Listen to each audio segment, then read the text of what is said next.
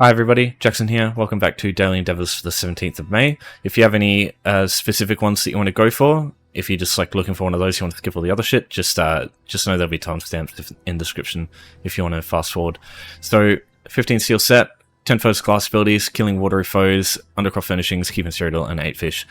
If you're up to me, I'd say do these 3 here, or do this one, like replace it with one of these options. I don't think keeps very good.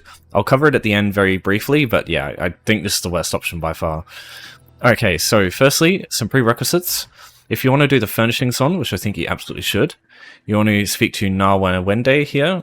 You can find her in Deshan on the bottom floor of where the rededication shrines are. So if you haven't been to Deshan before, just use home tours, look for Flaming Nyx Deluxe Garret in this option. Go browse homes for fun, that's a little bit more reliable. Yeah, go down to F, Flaming Nyx Deluxe Garret, look at that one, travel there, and then you'll be able to use that to travel into this area here and just to talk to this person here. So what you're looking for is the Soul Gem, Replica Soul Gem here for 500 gold. As far as I'm aware, this is the cheapest item that you can get. There's other items that you can get through guild stores maybe for cheaper, but this is one you can get readily available no matter what. And I think 500 gold to just because you need to buy one of these and then you put it in your house whenever this endeavor comes up. You right, are you? My cat's ripping my bag apart. One of these is all you need, and then you can do the Undercroft endeavors whenever they come up for the rest of the time. So yeah, you just one-time 500 gold purchase, and then you're good to go. If you want a house for free, what you want to do is come to either Oridon and go to where this house is. There'll be a lady here you can talk to with a quest. Same thing with Glenumbra, where the Rosy Lion, this in-room is. The same thing, there'll be the same lady there. She'll have a quest. If you talk to her, you'll end up completing that quest, and then you'll get a free house. So from that point, you've got everything you need for the Undercroft Furnishings. And even though it's like the easiest one, as long as you've got those two, as long as you spent that 500 gold, I suppose, this one, you would do it at the end, because wherever you are in the world, you can just travel to this directly. Like, you don't need a waytrain or anything, you can just port straight there. The only place that you can't do that is in Cyrodiil. Again, another reason why I don't like the Cyrodiil ones. So, yeah, I'd say do these ones, or one of these maybe, and then Undercroft Furnishings at the end. So that's what I'm going to do. Alright, I will cover killing foes with class abilities first, because if you want to do the Watery Foes, you probably want to do this at the same time. So I just want to show you how to do this first. So basically, you want to stack your bar full of stuff that comes directly from your class skill lines. Like, for example, like these things here on a Necromancer.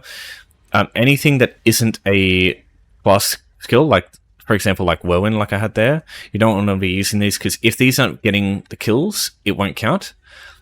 Even if you do like 99% class damage, if the last hit is a weapon ability, it won't work. So you try not to use anything that isn't from these skill lines here.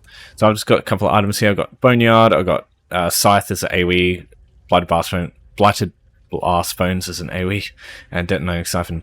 So it's best to do AoE here because you can use a bunch of like weak enemies and just stack them up into a group and AoE them down super fast. And that's what I'm going to do here. So this is Watery Foes 1. It's a dungeon. If you haven't done the Gone for Suits yet, I guess you could do both of these at the same time. Watery Foes 1's here. But if you have, just use these. So there's these skivers in this room. They're all super duper weak. So what I like to do for this is I just use my class skills here, and then I stack them all up in one spot and then just AoE them down with all the class abilities. You can also use a weapon ability on the back bar, like a ground targeted one, that applies the enchant for weapon damage, or Berserker, and use an infused weapon, so that gives you a ton of damage, but I don't think it's necessary in this case. So all you need is 5, so we'll just grab this group, blot them along, come over here, and then we'll grab this group too. I'll just keep healing myself. Now I'll just put AoE on the ground, AoE, AoE, AoE, AoE, AoE. And there you go. So, simple as that. So there's, I think, 21 skivers in this room. So you have a lot of margin for error here. There's also the crocodiles in the water. Though I wouldn't suggest aggroing them because they have a fuck ton of health. They've got like 120,000 health. But if that doesn't work, if you screw it up, either you can just leave, wait a little while, and then come back and everything will reset. Or you can just come into this room here, and there's Bunch of human enemies here. They're just tougher. That's the only issue. And there's more humans over there. Wouldn't fight the boss because killing one boss with class abilities takes ages as opposed to just killing 10 regular enemies. The reason I suggest this over like other stuff is because it's instant. So no players can come in here and just like kill this stuff. If you're not in a group, this stuff will just like not be affected by the outside world. So whenever you're ready, you can just come in here, kill these things, and you won't have to wait for them to respawn or anything. They'll just be here ready for you. So yeah, I just prefer doing this over overland stuff. Watery Foes, on the other hand, now we'll talk about them. Unfortunately, there's no good places that you can find these instanced. There's only a few places I would really suggest going for with these, but they're quite plentiful in those two areas. Okay, so area number 1 is in Greenshade. It's just to the west of the Root Watch Tower crafting area. So you've got this area here, and it's usually got wisps in it. But as I said, people come through here and just kill everything before you can take part. So yeah, you're looking for these guys here, these bad boys. So these are wisps. So kill these things, and these count as Watery Foes. So you need 5 of these. So over time, they'll respawn. So you can just go through and kill them like that, and use class abilities too to get both of these done. So that way you kill like a couple of Watery Foes with class abilities, and then you can just either like find a bunch of weak enemies in like Overland and just kill them, or just go into the dungeon and into Way Restores 1 and only kill 5. And it's just easy there. So these things here, these will spawn groups of wisps. If you see one of these and it's like there's wisps around it, try to go for these, because these actually give you tons. So this can easily give you 5 from a single one. But what people do is they kill all the wisps and they don't grab these. And what that does is it just like it takes longer for them to respawn, I find. So yeah, try to take those if you kill the whole thing. Because yeah, it's just kind of counterintuitive for other people. In order to get to Root Watch Tower for the first time, what you want to do is, again, use Home Tours, look for Boulder Tree Refuge. So instead of using Flaming Nyx Solix Grey, use Boulder Tree Refuge and just travel up here a little bit, get this way shown, and then you've got easy access to this area. If you don't want to bother with that for now, there's also the area in Crow's Wood. I'll show you that. It has maybe a few more wisps, but I find this is also just full of people, because everybody else has got the same idea. But yeah, it doesn't take them long to respawn, usually. There would be other places I would suggest if it's just one Watery Foe, because there's Nereids you can find in various places, but those Nereids are usually like 1 or like at max 3, and they get killed just as much as anything else, and yeah.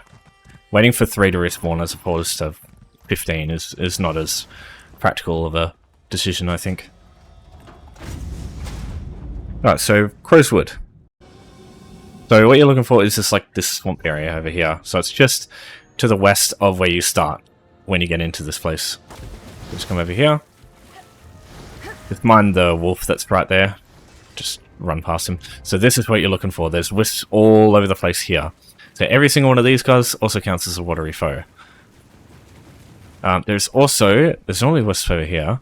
There's this wisp mother here, and there's also the 2 wisps over here that you can kill. So these are all Watery Foes. Wisp mothers here, they are also Watery Foes. This is also one of the things you got to do for the Gone Pursuit. You got to kill public dungeon bosses in Stonefalls. So you could also do this at the same time, I suppose. Yeah, as you can see, group of 3 over here, small group over there, wisps over there, 1 over there. Yeah, so plenty of wisps over here. And also, I should probably point out, I'll talk about fishing now. You can also pick up the insect parts around here, because insect parts are useful. They are the preferred bait type for me when I do fishing. So yeah, if you see any torch bugs around this area, just grab them quickly, because they'll be helpful. But yeah, I'll show you the main area I like to use for grabbing insect parts. So I'll start talking about fishing now. So you're going to need some bait first, and yeah, insect parts is what I used. And the place I suggest you go to is Bleakrock Isle in the Evanhart Patch side. Okay, so with regards to fishing, firstly you're going to want some bait. the place I usually go to get my bait is Skystride Barrow on the eastern side of Blakerock. If you haven't been here before, the quickest way to get here is to use Stonefalls again. The boatswain over here, Lizel, in this spot, she takes you to Blakerock Isle. And once you're in Blakerock, yeah, it's this area over here. If you complete the quest, it's quite helpful, because what it does is the skeleton enemies that are all over this place, they'll come up with a yellow outline instead of a red outline, so they'll be docile. If you attack them, they'll be hostile, but you can run past them normally when you've done the quest, and they don't give a shit. So that can be helpful for going through here, because there's a lot of skeletons in these areas. Alright, so what you're looking for is torch bugs. So you can see them around the trees here. You can see them from far away, because they illuminate the dark. So what you're looking for is about, I would say, between 10 or 20 bait. I don't think you're going to need any more than, like, maybe 15 or 20. But yeah, it's just the case of RNG in this game, the way it can fuck you over sometimes. You just want to have at least, yeah. Go for 15 or 20, just to be safe. Oh, City Portal. Have I done my... Oh, I might actually be able to check. Have I? Oh, I haven't. 30 out of 50. Oh, they don't count. How about that? Alright, so I can finally put the case to bed. Sigil portals, they don't count as a resource from the world. That's funny. Alright. Thank fuck they haven't made a Sigil portal endeavor. That'd be fucking hell on earth. Alright, let's go to my favorite fishing spot. Alright, so once again, Stonefalls coming up clutch here. This is my preferred fishing spot. So once again, home tours, you can use Ebonheart Chateau or Ebony Flask Inn Room to get here easily. And then while you're here, there's a couple of torch bugs you can grab for insect parts if you still... Like, if you see any around, just grab them, because yeah. There's another one. Right, so what you are looking for is, you can see in the background there near the waterfall, like these flashing effects here. So you see one of these, you hold the interact button. As you can see, insect parts here, and now we just press E to start fishing. And as soon as our character does a different animation to this, we press E. Let's go and take this these fucking pins away. And then you press E, you catch a fish, and then you press E again to start the fishing animation again. And that's it. That's all there is to it. These fishing holes, they run out eventually, but when they do, there will... I don't think I've ever had a time here where there hasn't been an extra one. There will just be like other fishing holes here that you can fish from, and they just respawn over time. So I honestly don't think you'll struggle here finding a fishing hole, because they seriously, they respawn that quickly. There's a second one, and now just go again. And yeah, that's literally it. So the only thing I need to point out here is over here there is a foul fishing spot. It's a different type of fishing hole. There's different types. You've got rake. You've got river, lake, foul, and saltwater. And this one's a foul. Everything else is river. That's why that's why insect parts work here, because insect parts is a river bait, a river fishing hole bait. It works best on those. Because if you use the wrong fishing bait, you can still fish there, but it gives you a lower chance of actually getting fish. You get other shit otherwise.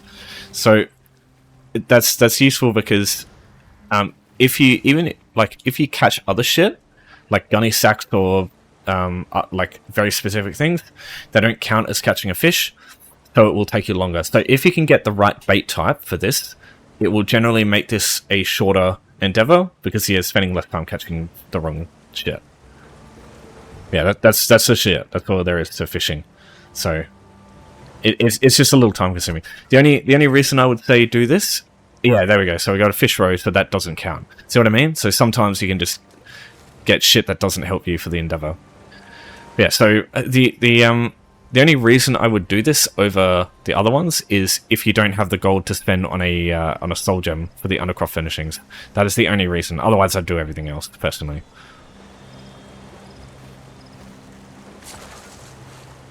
Alright, so whenever you're finished with those options there, and you want to do the housing one, now we just go map, go to your house that you had before. So for example, Morris Kiss Public House, and you just travel to that. So you can travel from it from right here, where we are now.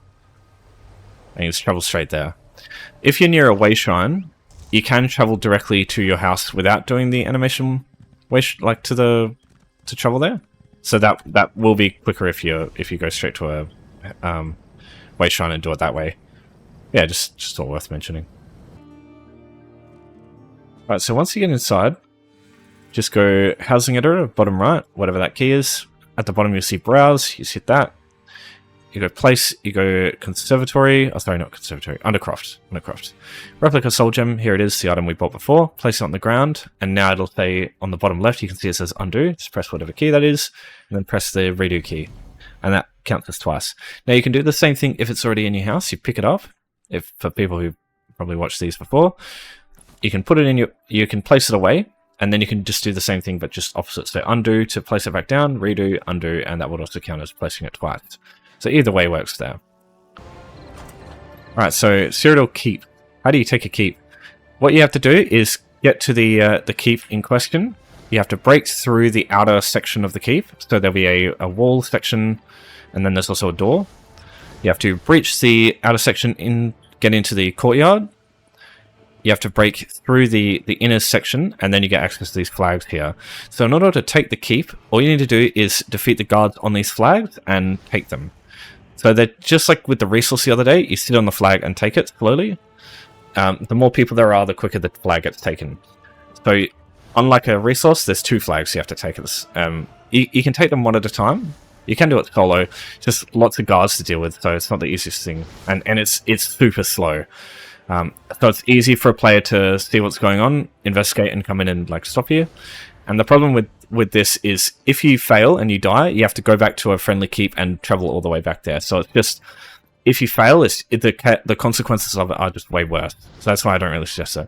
Yeah, if you do want to do it, let me go through the sort of things that you're going to need, I would say. So quartermasters, you can find this at any keep that you go to, and in the gates as well when you first get into Cyrodiil. The things you're going to want to look at are normal ballistas. You want to look at stone trebuchets, and you want to look at battering rams. Battering rams are the fastest way to get through the doors, and they're the fastest way to get into a keep. The only problem is if there are defenders, the battering ram is the most vulnerable because they can put oils down in places like this, for example. These 2 spots are up here, and the oil comes down and absolutely fucking annihilates you. If that doesn't work, what you do is you use things like stone trebuchets or stone ballistas, normal ballistas, to shoot the door from afar, because that way the oils can't actually reach you from there. And then stone trebuchets and ballistas, the difference between them is ballistas are shorter range but do more damage per second, whereas the stone trebuchets, you can put them on like places like this and shoot the door all the way from over there, whereas ballistas can struggle over longer distances. So yeah, they're the main differences there. But I only really suggest doing this if you can find a group to take a keep quickly, because this shit can take ages. It costs you AP to get the stuff, or like AP or gold, and like looking around trying to find stuff to buy on guild stores to get the things that you need to break through the walls and stuff. Because you can't just attack these with your weapon unless you literally are like manage to get Volendrung, and in that case it's just like you can't really rely on that either. Yeah, there are videos on like people capturing a keep before that you can watch, but I don't think this one's worth it compared to the rest of the other. Like the other ones are so much. It's not even that they're quicker. It's that there's less. It's way more difficult for consequences to be really bad as opposed to this one, where they can be pretty damn bad. Alright, so any questions, as always, just let me know, but that's Daily Sun. So thanks everyone for watching, thanks for your support as always, see you next time, and take care.